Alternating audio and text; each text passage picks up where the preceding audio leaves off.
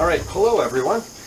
In Breaking the Chains, I am Joe Pinito. This is Susan Brown, and we are providing you now with those long-awaited interviews that we've been promising, but with our work schedules, it's been tough to get together. So first, we want to share this video with you of Susan and her poem, "Why Would You Question My Smile?" All right, my poem is entitled, "Please Don't Question My Smile." Almost a couple of years have gone by since you've seen me. I know it's been quite a while. I don't get to hold you no more, don't want you anymore, so please don't question my smile. I'm so free without you. A couple of years have gone by. I wake up without you, don't think about you, wake up to the songs of the birds now instead of shaky hands, so please don't question my smile. I count the sunsets with the time that has gone by. I get to live in awe now, dance freely without you. Why am I thinking about you with all this time that has gone by? Just counting my blessings now that I'm without you. Why would you question my smile? I'm sorry. I just wanted you for a night, once in a while. You wanted to hang on forever, even when my smile didn't reach my eyes. It was time to say goodbye. You were no longer my style. When we get together, I'm not sure where we're sleeping, and other things I'm most sure. They are not memories worth keeping. I hate memories that stay for a while. You ruined a young girl who never figured out her dreams. This is where I choke up. That's why it was so easy to keep her when she only wanted you once in a while, not forever. That's how you took a hold of her. You preyed on her smile. It has been time to say goodbye for too long now. Please don't question my smile. When we get together, I forget my pain for a while, but now that I think about it, pain is your style. It's time to say goodbye forever. I'm not in need of forgotten memories. Why would you question my smile? So, wow, Susan, what a powerful poem. The poem is really about the unexpected joy of being sober. And I did not come up with that title myself, but it's so perfect it applies. Yeah. So the poem is called "Why Would You Question My Smile?" And it's just about how I have cultivated joy during this journey. Obviously, when you hit rock bottom, there's no joy to be found anywhere. Yeah. And I do think it's a very powerful poem for many reasons. Yeah. It had to be hard for that little girl to write that poem.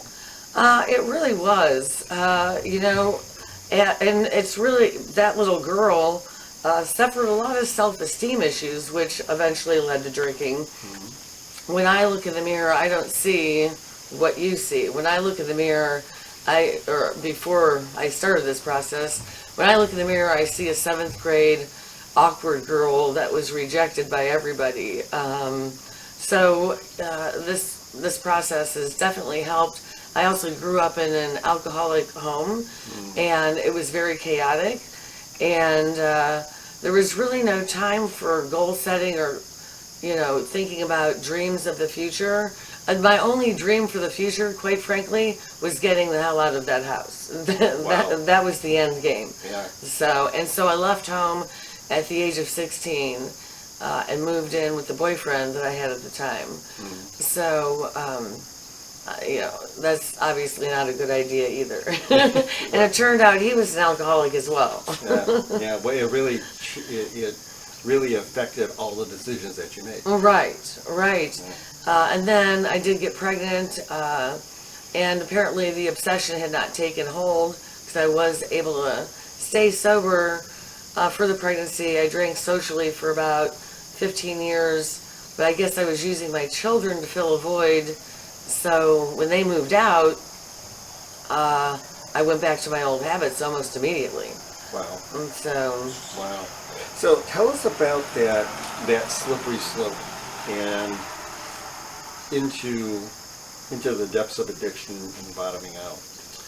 Well, first of all, there were some traumatic events in my life. I lost a very high-paying job. I lost my mom, and my husband and I at the time separated. But I did have a large friend group, but we didn't all hang out together. So somebody would call Monday and say, let's go to the bar, and somebody would call Wednesday and say, let's go to the bar, and before you knew it, it was all 7 nights in the bar. So, Wow. which is terribly expensive. I can't even tell you how much money I've saved. There was also prescription pill use as well. Buying pills from China, which I don't know. You don't know what the heck you're getting. So Yeah, exactly. so I feel like I've escaped death on multiple occasions. Yeah. So the stress of life, the stress of what was going on in your personal life, in addition to the associations that you had, right? Your friend group really was kind of an anchor bringing you down. Well, and a lot of that, and I picked those friends because that's what was going on. I had no role models in my house at the time. Everybody was getting drunk or high all the time. Yeah, I consider myself lucky that I never got into street drugs. But that was probably only because I was married to a cop, so I can't, Wow. Yeah. So, but at least there are a lot of people that are facing many, many addictions, and but it is a struggle because I will be on medication for the rest of my life, and I have to make sure that I take it by doctor's orders. Sure. Sure. Which is definitely, but the end was just so scary that I won't. My friend called it playing doctor. What I would do with my medications. So I would take the ones I liked and not take the ones that I didn't like. None of the medication works when you're drinking. Yeah. I could go on and on about the problems of drinking when you also have a mental illness. Yeah. So trying to manage that and the alcohol use, right, is very, very difficult. Right, exactly. Yeah. Not to mention that oftentimes I missed the appointments because I had already been drinking and I didn't want the doctor to smell beer on my breath. So Wow. it was. Wow. So you could not go to your appointments to keep your medicine up. Right. So then I would run out of medication. Yeah, it was just, it was a mess. Yeah. So what finally happened a year and a half or so ago? You and I have been together now for a little over a year. Right. So what happened at that stage, and what was the turning point for you? Getting arrested, as I said, I did buy pills elsewhere, but buying pills from a complete stranger, not knowing that, of course it would be common sense, but not knowing this person is the biggest drug dealer in town. So as soon as the cops saw me pull away, they were just waiting for something. I didn't use my turn signal, so they pulled me over for not using my turn signal. Wow. And, I had already taken pills before I even went to go meet this person. So I was slurry and my eyes were bloodshot. So I got arrested. And as they were sitting there counting the pills, I don't know if they were playing good cop, bad cop, or if it was really for sure, the real deal. But they were trying to determine if the number of pills I had on me was a misdemeanor or a felony. Wow. And I thought, I already had an ankle bracelet on. So I just thought to myself, I'm not going to jail for a felony. It just, it definitely scared me straight. Yeah. So, and if I would have bought, I think I was only 3 pills short of a felony. So I had, it was a really close call. Yeah. And I've known too many people who have gotten felonies and how hard it is. You lose a lot of your rights when you get a felony. Absolutely. So yeah, that is a real wake-up call. Right. So. And the fact that I didn't get a felony, I would still think to myself that I was maybe a low bottom drunk. but I wasn't considering my health issues or, estranged family or, anything like that. Yeah. Wow. So when you, going back to the poem, when someone hears that poem today, what do you want them to take away from that and take forward in their lives? The poem, when you're in active addiction, you are convinced that getting sober, you're going to miss out on so many fun times. Yeah.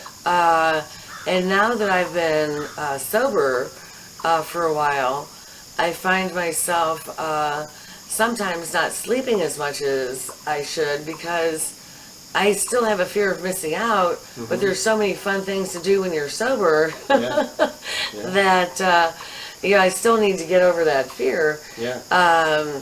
But sober life is definitely not boring. That's why there is that unexpected joy of being sober. Yeah. And I did find a lot of good role models who were sober. For instance, this one woman, Rita, you could show up at her house at any time of day or night hungry, and she would have food in her fridge, and she would just whip up a meal. Yeah. And I thought, that's what I want to be able to do.